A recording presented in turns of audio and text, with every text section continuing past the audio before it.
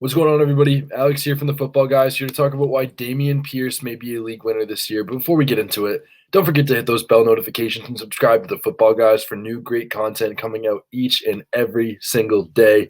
But like I said, Dameon Pierce is someone that I think could be a league winner in fantasy football this year. He came out of Florida. He was the second pick of the fourth round of the NFL draft this past year.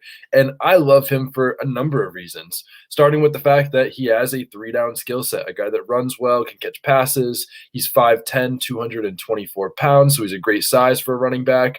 And the biggest knock on him, the reason that he fell, is he just didn't get a lot of work in college. His senior year, he averaged a super efficient 5.7 yards per carry, but he only had 7.7 carries per game.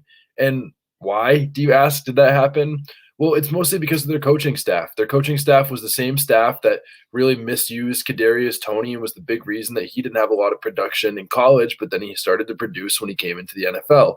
Dameon Pierce is someone that was similar with that they really, did not use him correctly. And once that coaching staff was fired during his last season, that's when they started to give him more carries with the new staff.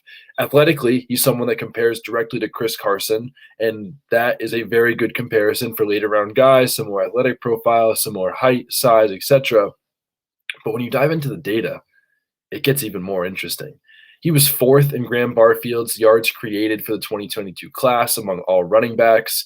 This past year, he had forced 0.31 missed tackles forced per attempt, which was second among all college running backs behind only Kenneth Walker. And he led all running backs with 0.38 missed tackles forced per reception. And one of the most predictive metrics for running backs in determining future NFL success is who can force missed tackles. You can run fast, you can get to the second level quickly and explosively, but can you make some of the top defenders in the world miss? And that's what it all comes down to. But beyond that, he got drafted to the Texans. And with the Texans, his only competition for touches is a 31-year-old Rex Burkhead and Marlon Mack, who had 32 carries over the last 2 years.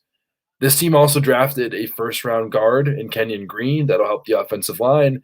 And I think their offense is improving with Davis Mills going into his second year.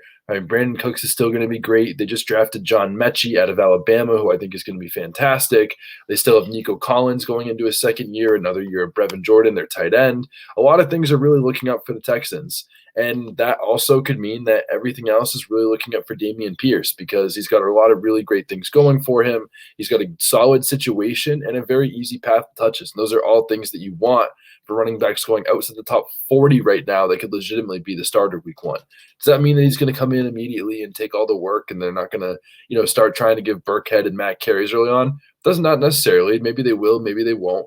But I think talent wins out here. I think Dameon Pierce is extremely talented and is in as good a situation as any to take over a backfield for running backs outside the top 40. And he is someone that I really believe in for this coming fantasy season. But that is it.